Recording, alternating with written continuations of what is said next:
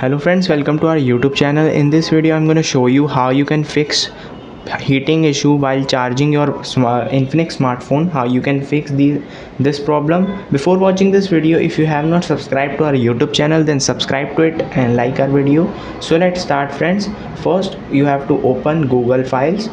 You can see this. If you have not the security app, you can download it from the Play Store app. Click on it and then you can see the three lines.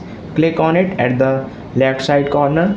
Click on clean option and here it is junk files. You can see clean option. Click on it and you can see clear temporary files. You have to just click on it and junk file will be cleared. Then press back. You can see here it is a setting app. Click on it and you can see search here OTG. You can see on the and you can go to more connection also. Click on this button while you are charging. This will not heat your smartphone, and you can also stop background activity of apps while charging your phones.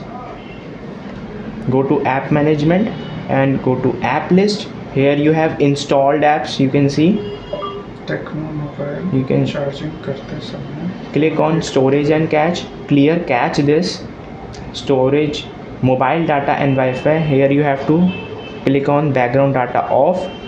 Press back, or you can click on airplane mode while you are charging.